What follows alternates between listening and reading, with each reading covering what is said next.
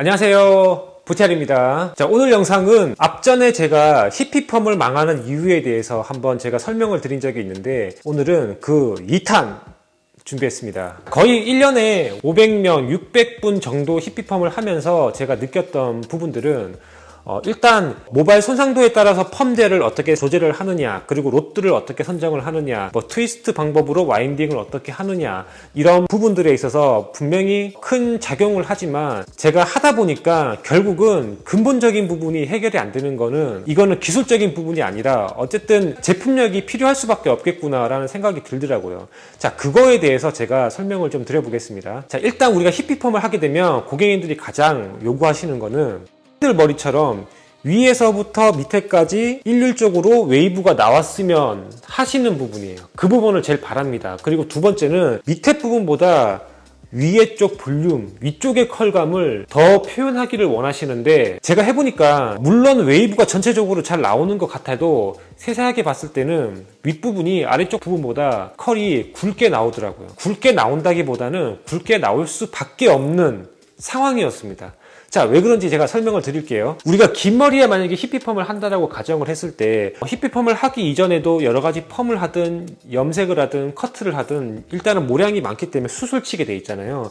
수술치게 되면 보통 가지고 있는 길이에서 반 이상 들어가는 경우는 별로 없어요. 물론 하시는 분들도 계시겠지만 대부분 여기에서부터 수술 쳐 나가기 시작을 합니다. 그럼 일단은 뿌리 쪽 부분보다 밑에 부분이 훨씬 모량이 적죠. 그리고 커트를 할 때 우리가 일자 원랭스 커트만 하는 게 아니라 레이어라는 컷을 주게 됩니다. 그러면 두 가지를 합쳤을 때 레이어드 컷을 한 상태에서 수술 반절부터 쳐 나가기 때문에 밑에 부분이 너무 가벼운 거예요. 조금 더 이해를 쉽게 하자고 하면은, 만약에 이 롯들을 가지고 우리가 히피펌을 트위스트로 와인딩을 한다고 가정을 했을 때, 뿌리 쪽 부분은 이 정도가 되는 롯드로 파마를 마는 거고, 끝으로 갈수록 이 정도 얇은 롯드로 파마를 마는 것과 같은 효과라고 생각을 하시면 돼요. 우리가 롯드를 봤을 때 일반적인 롯드 보시면은, 가만히 보면은 양쪽은 두꺼운데 중간으로 갈수록 얇아지죠.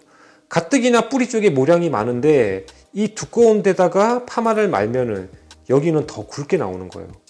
중간 부분은 조금 덜 굵지만 결국은 위에랑 아래쪽이랑 똑같기 때문에 위에는 굵게 나오고 밑으로 가늘게 나올 수밖에 없어요. 근데 이것도 마찬가지로 위에서부터 중간 부분 밑에까지 거의 비슷하죠. 그래서 요즘에 제가 자주 사용하는 롯드인데, 이 히피펌 롯드 보시면은 애초에 위에 부분이 모량이 굵기 때문에 위에를 좁게 만드는 거예요.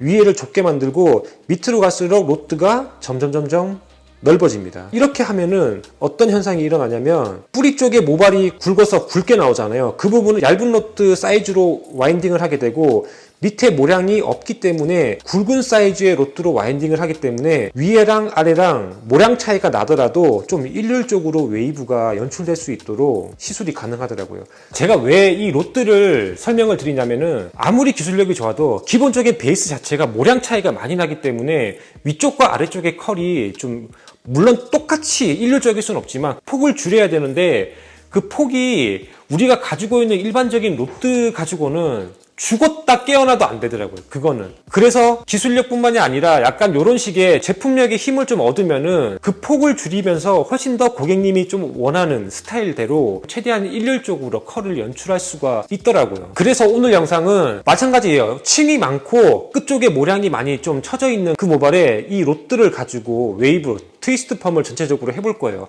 위쪽과 아래쪽의 웨이브 차이가 얼만큼 나는지 한번 비교를 해보시고, 일반적으로 우리가 사용했던 이 롯드도 사용할 거예요. 이 롯드랑 웨이브가 어떻게 표현되는지 한번 비교를 해보시면은 굉장히 많은 도움이 되실 겁니다. 자, 그럼 바로 시술 들어가도록 할게요.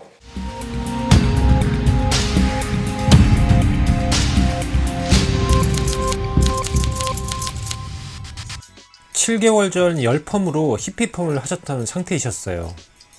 펌 시술을 위해 샴푸를 하고 나온 상태인데, 숱이 많고 모발이 굵어서 그런지 앞전 펌을 하실 때 층을 많이 주고 숱도 많이 쳐놓은 상태입니다. 전체적으로 웨이브가 있다기보다는 아래쪽에 컬이 집중된 느낌이네요.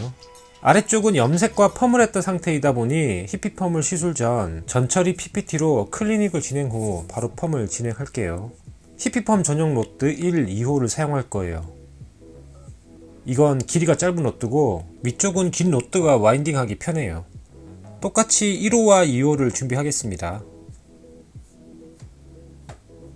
이어캣과 파지는 얼마나 필요하냐면요, 양이 어마어마하죠. 모량을 보시면 뿌리 쪽을 이렇게 잡아봤을 때 뿌리 쪽은 숱이 처지지 않아서 빽빽한 게 보이시죠? 하지만 끝으로 갈수록 모량이 많이 가벼워져요. 이렇게 비교해 보시면 확연한 차이가 보이실 거예요. 모량이 많은 뿌리 부분은 로드의 얇은 부분에 와인딩이 되고, 가벼운 끝머리로 갈수록 굵은 부분에 감겨지게 되는 거죠. 위로 갈수록 점점 얇아지다가 움푹 들어간 부분이 있는데 그 부분까지 와인딩을 진행할게요. 결과물이 어떻게 나올지 궁금하시죠? 조금만 기다려주세요. 숱이 장난 아니십니다. 이 정도 숱이다 보니 열펌할 때 층과 숱을 많이 칠 수밖에 없겠네요. 자연 40분이 됐는데 중간 컬 테스트 한번 해볼게요. 와, 잘 나왔는데요. 바로 중화를 해도 될 것 같아요. 트위스트 와인딩이 되어 있기 때문에 중화는 꼼꼼하게 거품 중화기 한번, 분무 중화 한번 이렇게 하고 있어요. 10분이 되어서 풀어볼 건데 이제부터 집중하셔야 돼요. 현재 네이프 2단은 일반 롱로드를 사용했는데 윗부분과 아랫부분 컬 차이 한번 보세요. 밑으로 갈수록 컬이 엄청 강해지죠. 이 로드입니다. 여기 히피 전용 로드 1호 사용했어요. 사이즈는 네이프 로드와 같은 사이즈입니다. 이것도 위아래 컬 비교해 볼게요.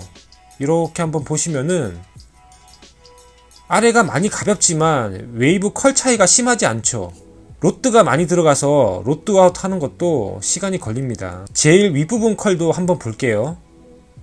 개인적으로 이 정도 모량 차이에 이런 결과물이라면 대만족입니다. 히피펌 손질 방법은 다들 알고 계시죠? 맞습니다. 타올 드라이 후 자연 건조만 하시면 됩니다. 자연 건조 후 굵은 빗살에 도끼 빗으로 살짝 뭉친 컬만 풀어주면 스타일링은 끝이에요. 컬이 진짜 잘 나온 것 같네요.